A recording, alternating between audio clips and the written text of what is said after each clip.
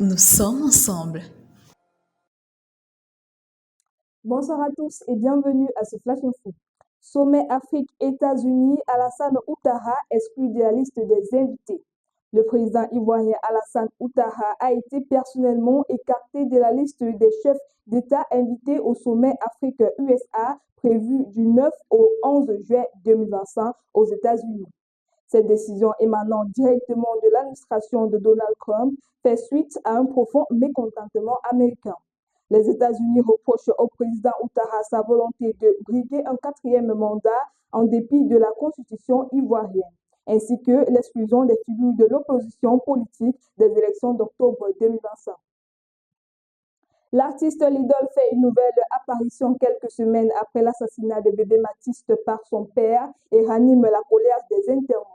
Un slam de l'artiste mal reçu par les internautes dans une vidéo publiée sur sa page Facebook après plus de 5 semaines de calme, silence imposé après le décès de Mathiste âgé de 6 ans, assassiné le 10 mai 2025 par Dagobert Nwako, le père de Lidl. Il semble que les Camerounais ne sont pas prêts à tourner la page sur cette affaire. Surtout qu'Émile Gaston Bissosolo vient de mourir dans un accident sans avoir obtenu justice pour sa fille de 5 ans, violée et assassinée l'an dernier. 18 ans de prison ferme pour le haut fonctionnaire équato-guinéen nommé Balthazar. Balthazar Egonga Ebang, rendu célèbre en fin 2024 par la diffusion de ses stats sur les réseaux sociaux, se trouve devant la justice pour des faits présumés de détournement de fonds publics.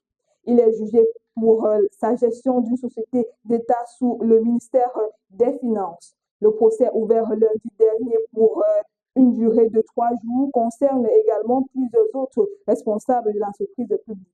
Le ministère public a requis 18 ans de prison ferme à l'encontre de Balthazar et le paiement d'une caution de près d'1 milliard de francs CFA. La défense rejette l'ensemble des accusations portées contre ses clients. Basketball World Cup U19, les Lionceaux toujours impuissants, enchaînant une autre défaite. Dans un match a priori maîtrisé, Franck Belibi, Bassor ou encore Amadou Seni vont se faire surprendre par l'équipe israélienne.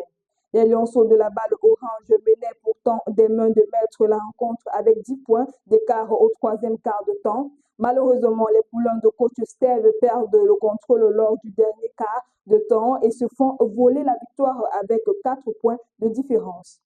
L'expérience douloureuse, cependant, le Cameroun a encore l'opportunité d'avoir une fin de compétition honorable lors du match de classement qui se tiendra dans les prochains jours.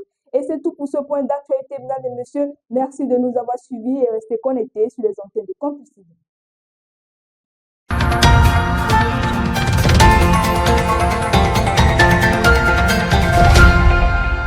Campus TV, nous sommes ensemble.